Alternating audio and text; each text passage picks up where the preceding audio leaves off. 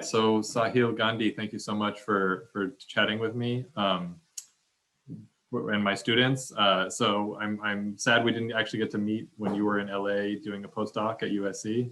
That ended during the pandemic, your postdoc?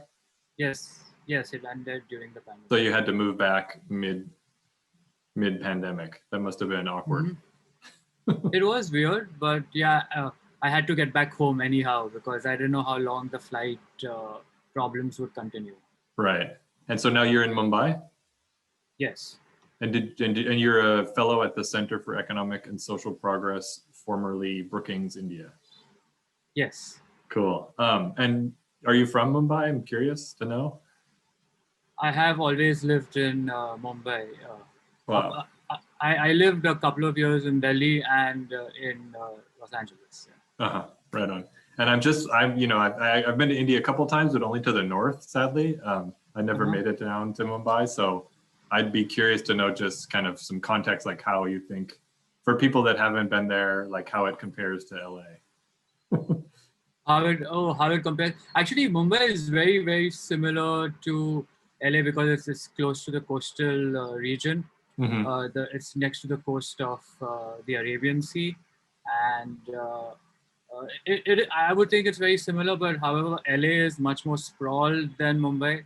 Mm-hmm. One thing which was really weird for me to see when I landed in LA was that the building heights were extremely low in LA, and that was visible from the airplane. And I was always curious to know why is Bombay known to be the city with the lowest FSI? And I would think that, oh wow, look at LA, that is really, really low. So yeah. Yeah, so that's Bombay has a reputation for strict regulation of building size, but nothing compares to the US in terms of minimum lot sizes and low density rules, I think. Cool. So I saw your profile. You've done work on a number of research areas that I'm also very interested in. You know, this public infrastructure and land price thing I actually did as a grad student project looking at potential land value capture for another bridge in Mumbai. I don't know if that actually ever happened, where there was like this kind of what would be the Oakland of Mumbai was currently farmland, and then they were seeing whether they could finance the construction of a bridge by recapturing some of the increase in land value. And you've worked on similar topics, so that was interesting. But I mostly wanted to talk about housing policy and rent control, rent regulation today. So, maybe I was thinking if you could give me a kind of sense of the overall housing policy situation in India, kind of what are the major housing policies in India, or the major kind of things that shape the housing market and housing outcomes. Mm-hmm. Okay, so to give a backdrop, India has around 20% of its households in urban India living in slums. So you do see a lot of population being excluded from the formal market. Mm-hmm. You also have at the same hand around 12% of its housing stock, which is vacant. So there is some kind of a paradox in the India's housing market. And the governments at different levels have tried to address this issue by directly intervening into the market by providing housing stock. So one of the schemes by the central government of India is to have housing for all in India by 2022, which is next year. It is a very ambitious goal. Yeah. They're supposed to be providing housing for all in the next 1 month. And there has been some progress. There has been a lot of construction of housing in many cities in India. But however, most of this anecdotally is coming up in the periphery. The reason I say anecdotally is because we just don't have data on where these projects are coming up, but you do hear of stories that they're coming up in the periphery. There was actually one paper by Rohini Pandey, Erica Fields in the American Economic Journal, Applied Economics, which stated that a lot of these projects which are coming up in the periphery and given to slum dwellers are actually being vacated by the slum dwellers, and they are moving back to the city core. So a lot of these houses are left vacant, and this was a really interesting paper. The second thing that's happening at the state level, because land is a state subject in India, and let me speak about the state of Maharashtra, where Mumbai lies. Like Mumbai lies in the state of Maharashtra, and you have a lot of authorities coming up with a lot of different schemes. So there is the affordable housing scheme in Maharashtra. With there's a parastatal or a state-owned enterprise for that, which provides affordable housing on state land. So one caveat here is I'm not getting into the complicated names of these parastatals. I don't know if students would be interested. Yeah, no, I think probably better not. Yeah.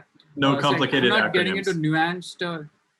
Right. Yeah, exactly. So there's also the slum authority where the organization provides free housing to slums, and there is a kind of cross subsidy between the developers and the free housing that comes up. But however, the uptake of that has been quite bad. It's right. So. And then it's interesting the free. Sorry, go ahead. Go ahead. Sorry. Yeah. I was going to say the free housing at the periphery story sounds a lot like other similar programs in Brazil or in Colombia, where they're providing free housing. I mean, both of those countries have a right to housing, but then the housing that is often provided is kind of very, very far away, low quality. There's no job, so people kind of get a free house, but then they end up moving back to the city. Exactly. Yeah, something very similar that's happening. Yeah. I don't know if social networks are playing a part in Brazil, because the loss of social networks in India is definitely playing a part. Right. Well, I think it's also just livelihoods where, your job is suddenly so far away. Even in Hong Kong, actually, some of the new public housing, it's quite far away and hard to get into the city. And you'll see people that, I mean, there was this famous case of these, they called them cage homes, where people were renting like basically a locker sort of, and they'd be sleeping in this locker. And those people actually were eligible for public housing, but they didn't want to take it because it was too far away from employment and friends and just the city itself, right? Yeah. Cool. The one thing that policymakers need to recognize is that location matters, and especially for low-income households. So, yeah. So let's talk about rent control, and maybe, I mean, if you want to start by like giving me a sense of what the original rent control policy's goal was and kind of how they came about. Sure. So Bombay came up with the rent control policy right after the Second World War, and one of its goal was to protect tenants and provide security to tenants, and which it did. It did pretty well in providing security to tenants. But however, there were some adverse results of that, and there were some unintended consequences. One of that is that it reduced the rental yields for developers, for the landlords significantly, and which ultimately in the long run led to them not providing rental units, and the rental stock in India fell tremendously. 54% in 1961 was the rental housing composition in urban India, which fell to 27% in 2011. Wow. So it became half, like almost half. And the second unintended consequence was that, given the fact that the rental yields were so low and the landlords couldn't charge as much on the tenants, what happened was that there were cases of a lot of buildings getting dilapidated. They were not being maintained by the landlords. And you see structures which are so bad. And during rainfalls, what happens is that a lot of these structures fall, and there are a lot of lives lost when these dilapidated buildings break down and fall. And a third unintended consequence is the vacant housing. And a lot of housing in urban India is vacant. And the hypothesis that we test is that rent control acts could lead to an increase in vacant housing. Yeah. And so maybe why do you think it's important to have a larger rental sector in a city? Sure. So So rental housing is cheaper as compared to ownership housing. I know in equilibrium it's supposed to be the same, which is the fixed deposit or safe interest rate from a bank. That is what it's supposed to be. But however, in India it is quite cheap. If you have a large rental housing stock, it could reach more people within the income distribution. That is one of the reasons. The second is that we know in theory that rental housing leads to greater labor mobility, and that is always good when it comes to a booming country like a rising country like India, where you want labor to be free and mobile so that they can move from city to city wherever job opportunities come up and they don't get Right. locked into one city. So that I would think these are the two reasons for me at least. Yeah, I mean, I rental think housing stock. the mobility piece is so important and something that you don't often think about when you think. Well, I mean, if you think about housing policy, you don't often think about one of its goals being to provide people with an opportunity to move to a new city or move to a different neighborhood. I mean, but really that should be kind of considered as one of the goals. And like if you think about China, there is like a very vibrant informal housing market through the urban villages in many cities where people can find affordable accommodations for rent. I mean, quite small usually, but available. I wonder why do you think there isn't a larger kind of informal market for rental housing? I mean, I wonder about the kind of enforcement of these very strict rental regulations over the last 60 years or whatever. Yeah. So there are that's an interesting question, and there are 2-3 things that happen when there is such a strict rent control law.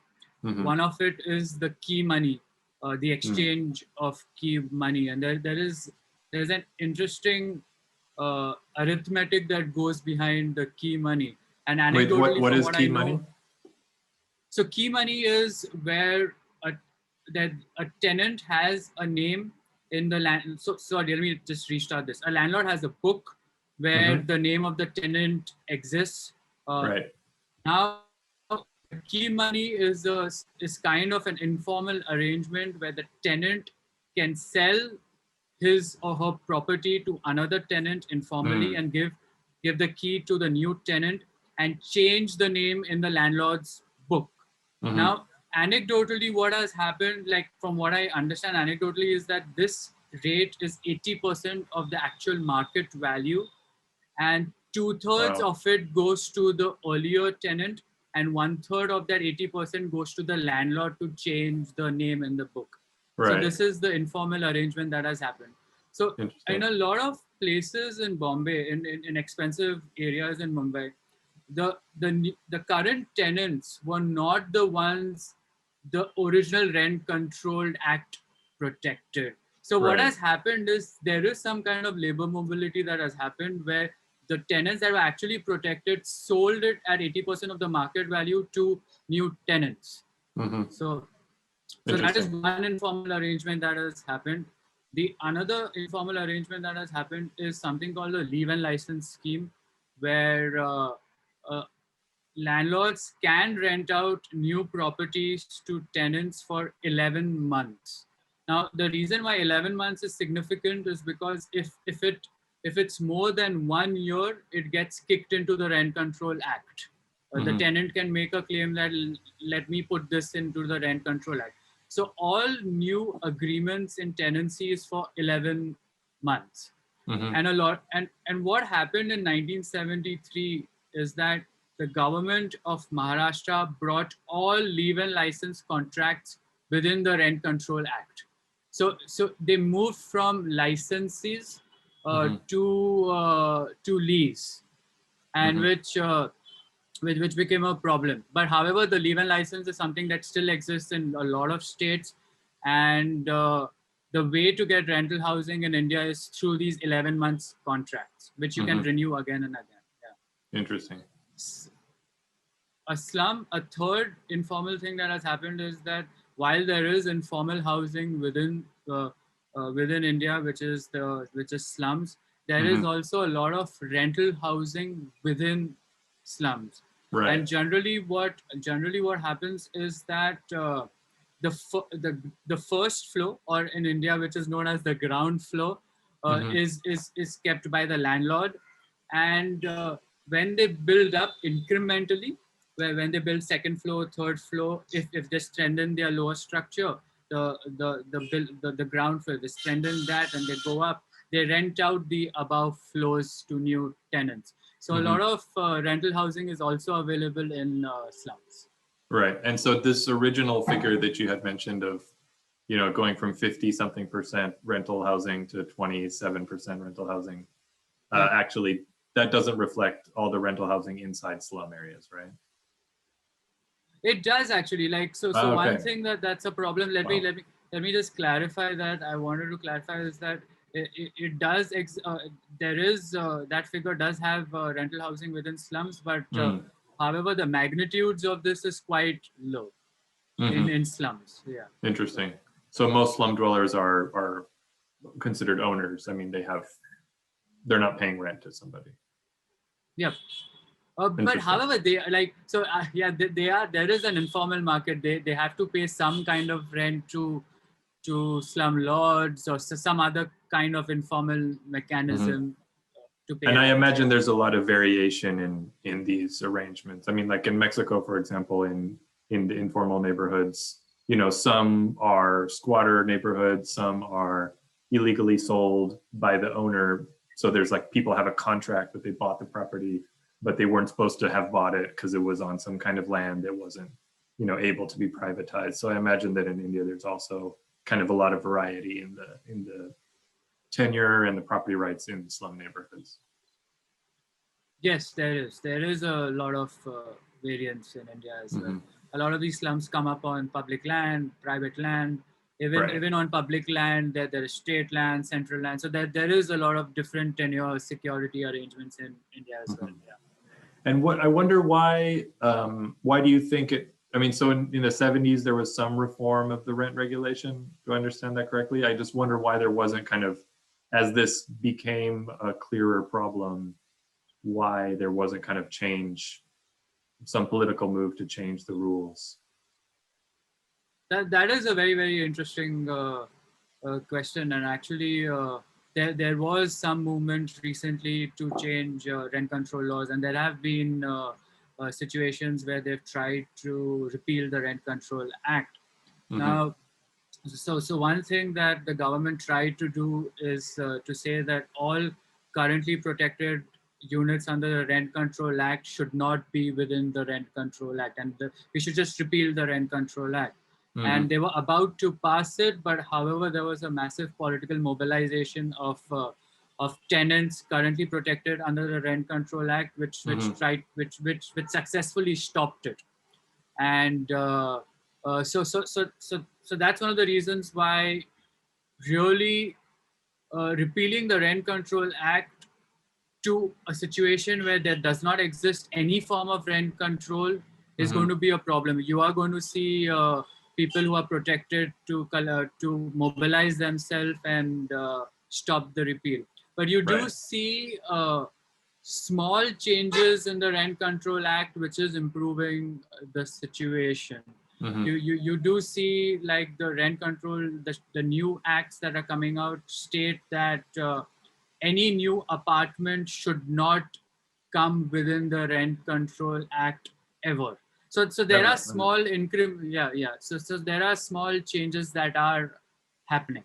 Yeah, I mean it's interesting because there's kind of in the opposite direction similar challenges here in California where state law prevents cities from adopting rent control, kind of outside of very limited arrangements, and it does seem interesting how they're kind of stuck in these equilibrium of very, very strict rent controls or very, very kind of none at all, and kind of thinking about some middle ground seems to make a lot of sense. I don't know. So I spoke with a scholar from Sweden, and she was talking about how, I don't know if you're familiar with the Swedish rent regulation system, how there's there's a landlord association and there's a tenant association, and they kind of meet and negotiate and decide on kind of a fair rent levels every year. So there is kind of understanding that it shouldn't be the same rent forever, and it shouldn't be whatever the landlord wants, right? I wonder,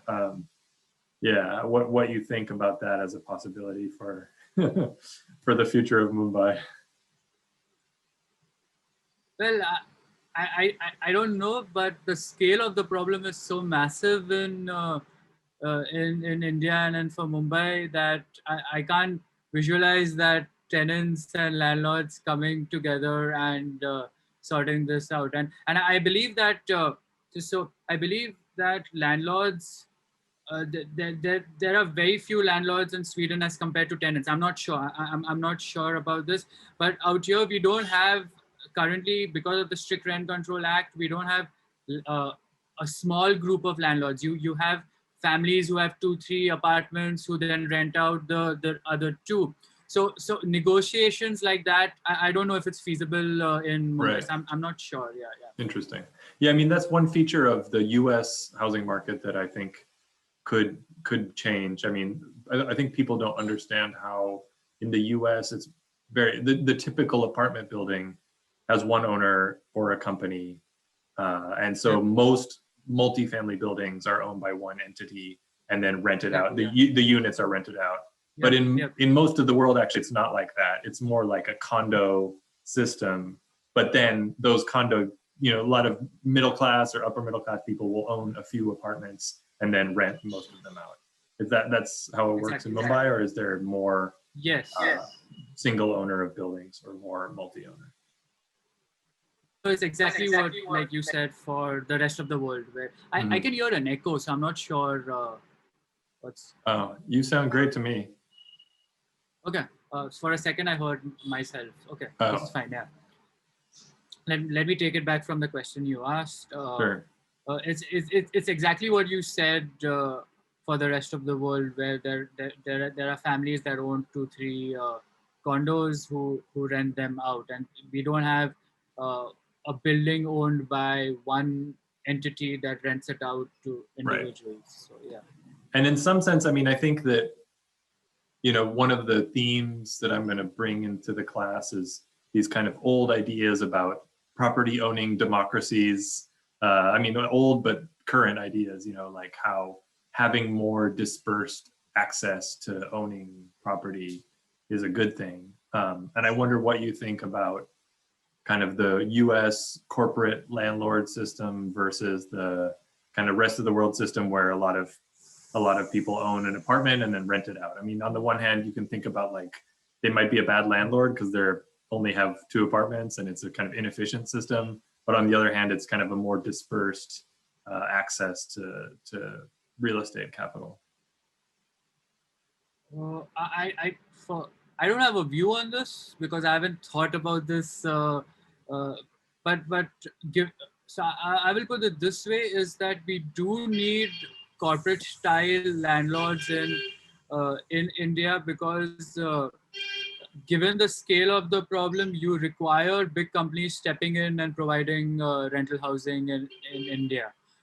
So I agree that there is in a way, you're talking about wealth distribution across many families as against 2-3 corporate holdings. I guess that is where you see merit in this argument. But for some reason, I would say that perhaps the efficiency would be better for providing rental units at the scale that is required in a urbanizing country like India. Right. And the reason perhaps that's not happening is because that of course there's a Rent Control Act and there is the legacy of the Rent Control Act, but also rental yields in India is around 2 to 3%, which is tremendously low. So. So there is, I don't know why we don't see REITs coming up providing rental apartments. So right, yeah. I mean the here in Los Angeles, we've been having a lot of fights about, or political discussions about rental housing and rent control, and especially with COVID, kind of how to help tenants that have lost their job.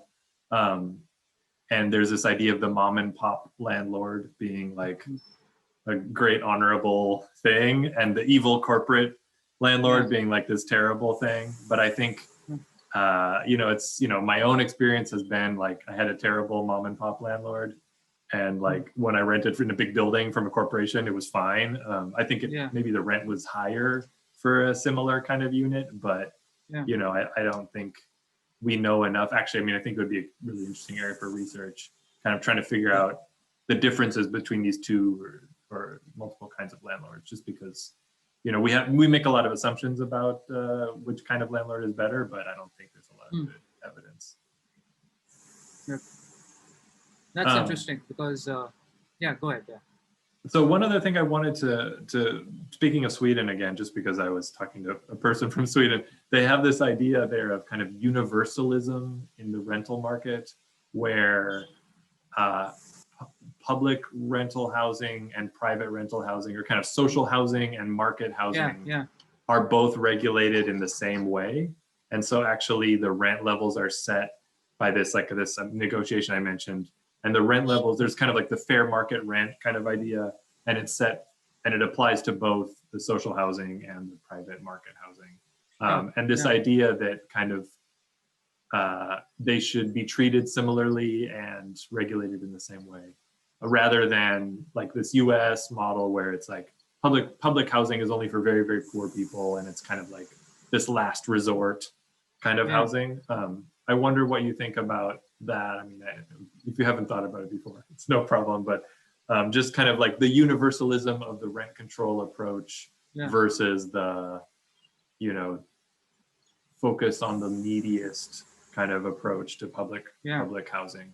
Yeah.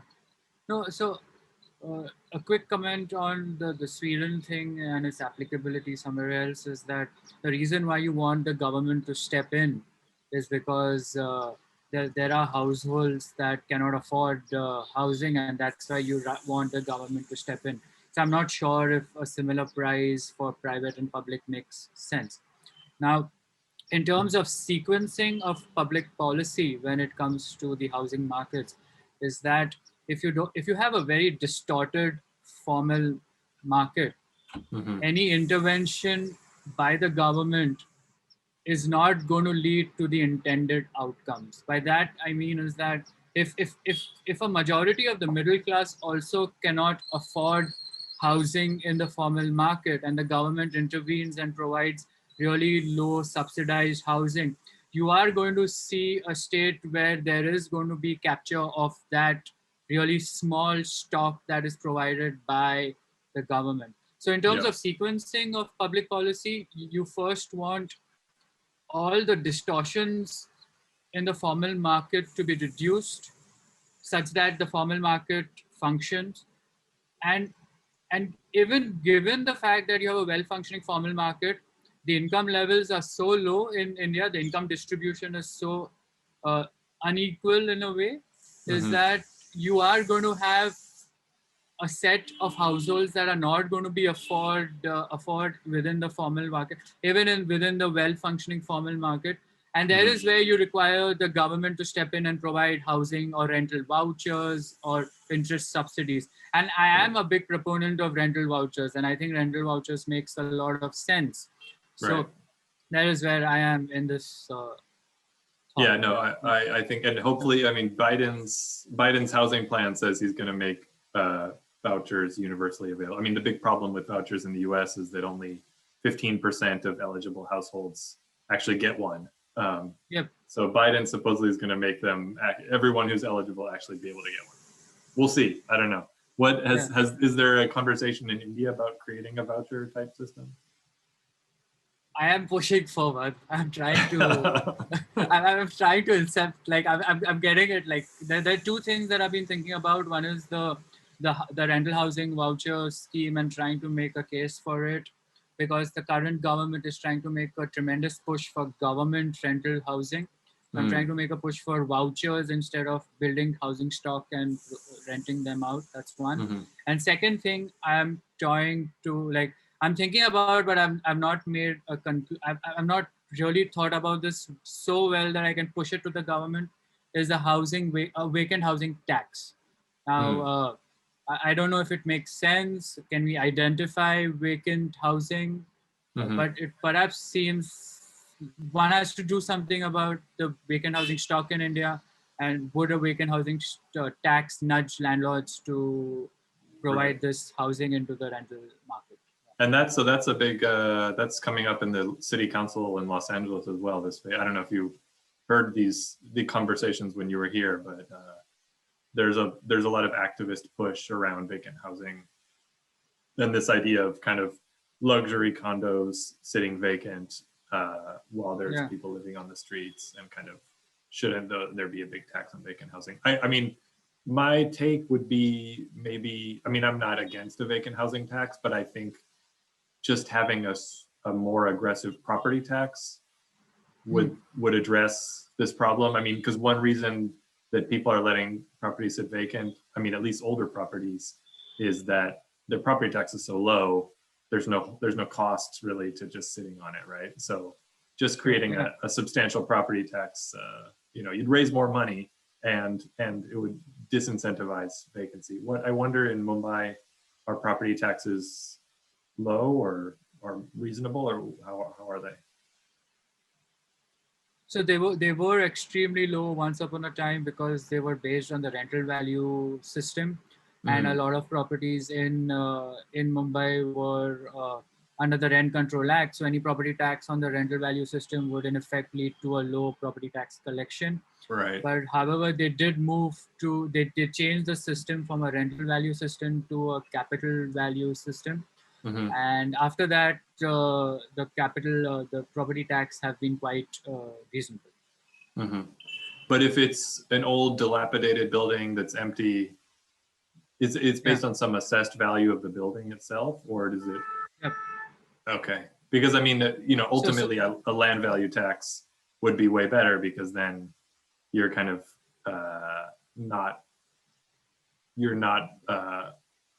you're incentivizing productive uses of valuable land, rather than kind of charging low taxes just because someone has an old dilapidated building, even though it's in the prime location, right?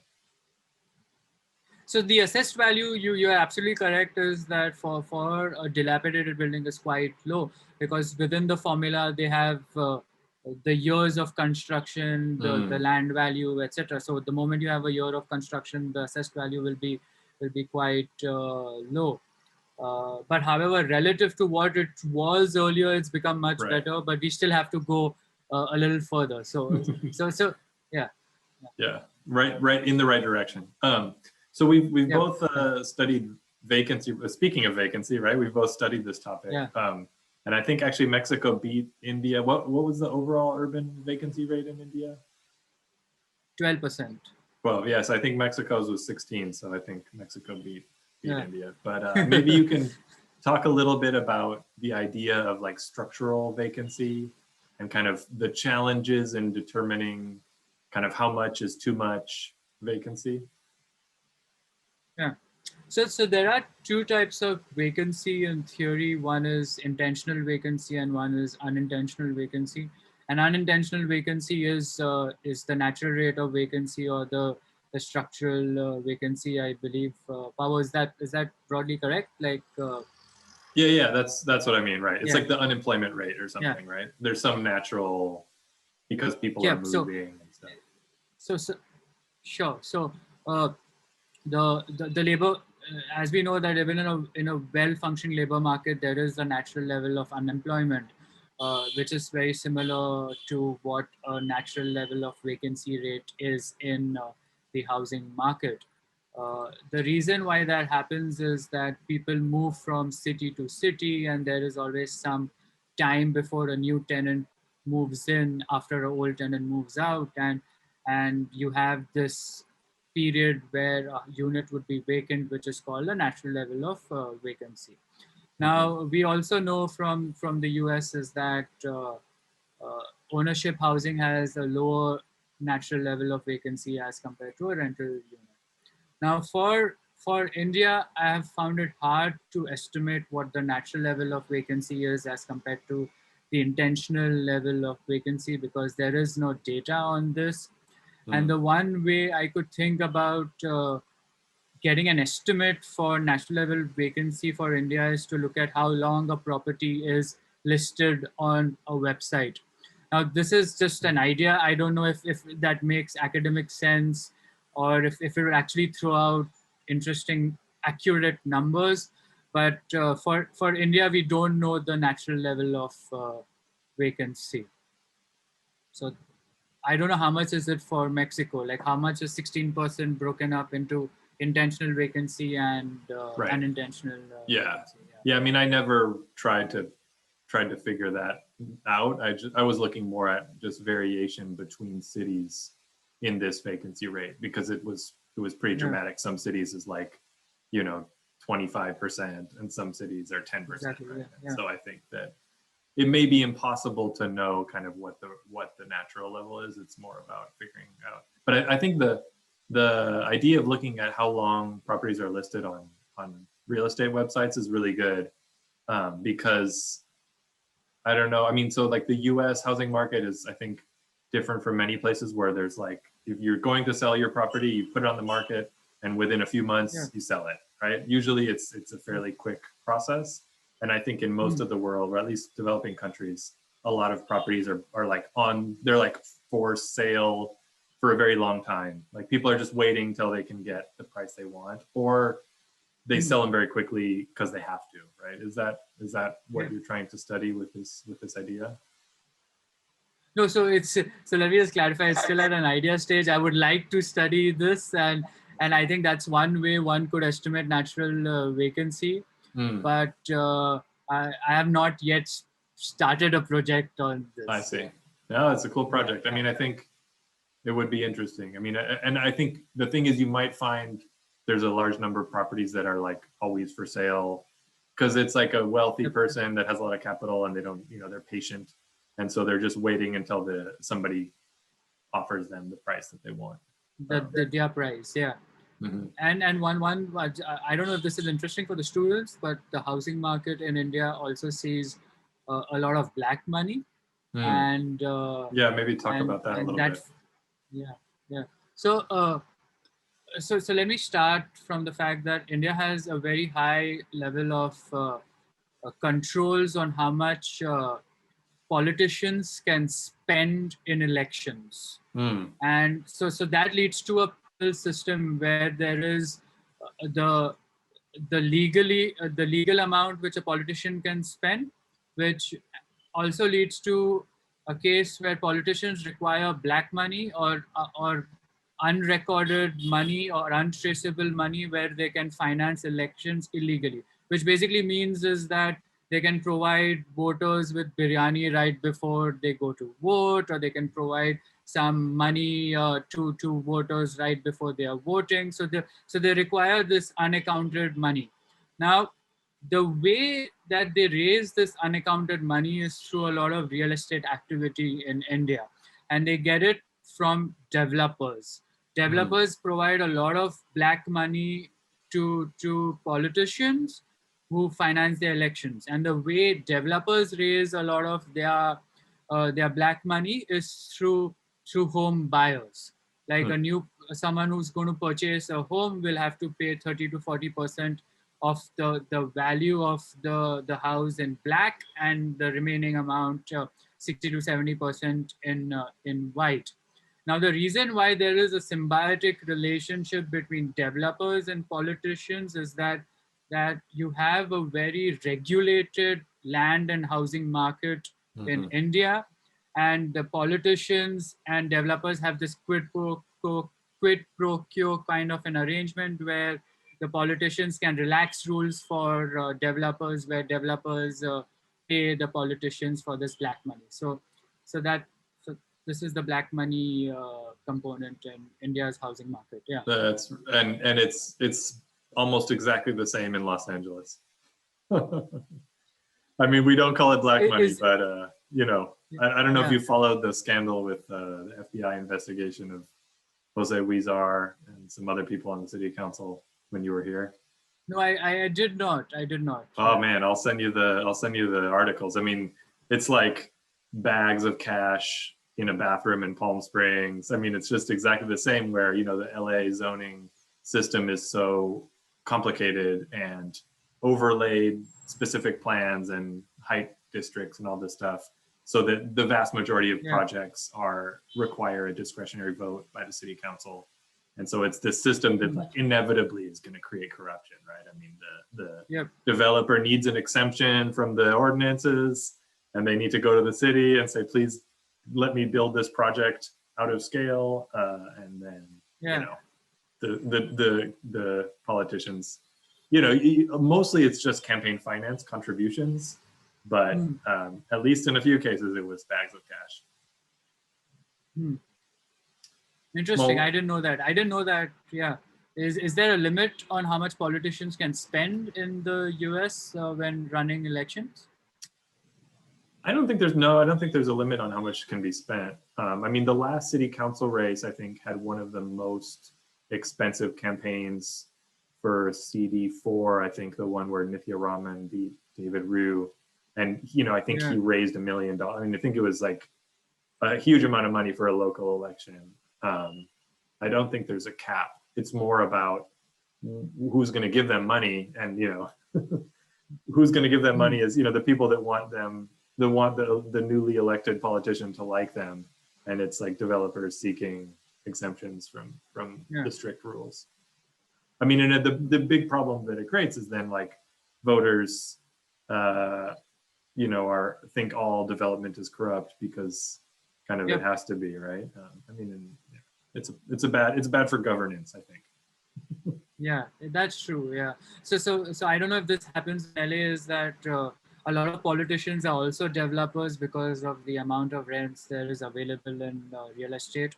So are a lot of politicians in US developers, or do a lot of developers become politicians? Right. No, I mean, you know, so Trump is the most disgusting and famous one, right? But it's not typical, I think, because I'm not sure why it's not typical. I think it's usually more like their friends that are the developers, and they're the ones that just grant the votes. A lot of politicians leave office and become lobbyists, or, you know, they become sort of deal makers essentially afterwards, but usually not beforehand. That's interesting. So developers become politicians in India. I didn't know that. So there are a lot of politicians that are developers, or developers become, I'm not sure about developers becoming politicians, but you do see a lot of politicians becoming developers when they have the clout, or you do see a lot of marriages that cut across political and real estate lines. Interesting. Yeah. And the famous one is the Gandhi and Robert Vadra marriage, where Robert Vadra is a developer. So interesting. It's an interesting case. I can send that to you later. Is there a similar dislike of developers in India? I mean, I actually have this paper with a colleague, Mike Manville, about, like, turns out people really hate developers. Basically, is one of our main findings. Is that the same thing? Yes.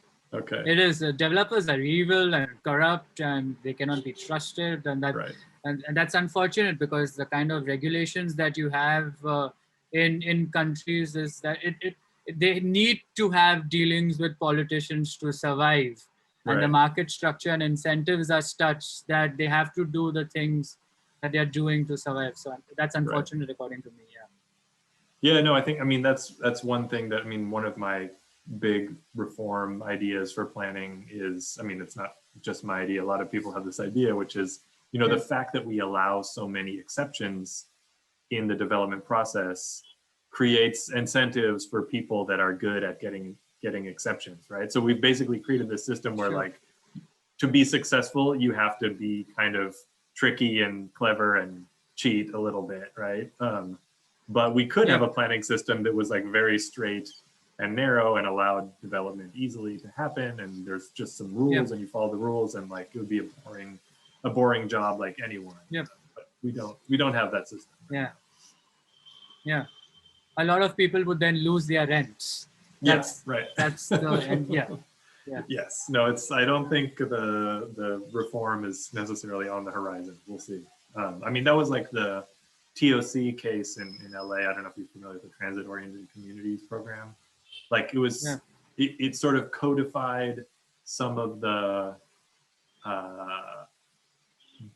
it codified some of the bonuses developers could get in terms of height or no parking or higher density. And in exchange for this much inclusionary housing or this much, you know, Yeah. community benefits. And so previously these things had always been negotiated. So like the developer would say, I want to build a building that's larger. And then the city would say, okay, you have to give us, you know, 10% affordable and the park. And so they would say, oh, well, how about 8% affordable and a smaller park and a little less tall? And so they'd negotiate it. The Transit-Oriented Communities program basically just made some exchange. It made a market almost. Yeah. And that has, I think, had a good impact on development. Cool. So just maybe one final question. You've worked on the topic of the management of public land, which is also something that's people always say, like, why can't we build more on city land or state land, affordable housing especially. And like actually in Holland, I think, is where, and Sweden, I think too, where a lot of the social housing is built on municipally owned land, which is kind of given away very inexpensively for affordable housing. So maybe if you can tell me what you've learned in your research about the management of public land. Okay, so this takes me back quite a few years. So there is a lot of public land in India, and a lot of this public land is owned by the central government, given the fact that defense and railways falls within the central government, and they are one of the biggest landowners in India. But however, there are 2-3 things that came out of the study that we did, is that the governments at different levels do not know who owns what land. There's so much of disputes around the land ownership, is that there's no clear idea on how much land a public body owns. In fact, there was this interesting anecdotal interesting anecdote where a CEO of one of these government agencies came out and openly said, is that I don't know how much land we own. I just don't have a clear idea on how much land we own. So that's one thing. The second thing is that the fact that they don't know how much land they own is that you see a lot of informal settlements on public land. So you do see a lot of slums that have come about on public land. There is also a lot of corruption happening behind public land and the sale of public land. So a lot of these, a lot of crucial people within organizations know where this land is and how they can manipulate the system where they can sell that particular land to a private player, build a building on that. And a quid pro quo kind of an arrangement is that that crucial person gets an apartment in that in the property that comes up. And in fact, there was this interesting case in Bombay where a defense land was sold to a private person in lieu with an arrangement that the apartments that come up in that building would go to defense authorities, but or people belonging to the defense to Air Force or on the naval. But what happened was very few of those apartments got allocated to defense personnel. It got allocated to bureaucrats in the organization that had to relax some of these rules for that apartment to come up. So eventually what happened is that bureaucrats had apartments in the building as against defense personnel. So there is a lot that's happening on the public land and inefficient management.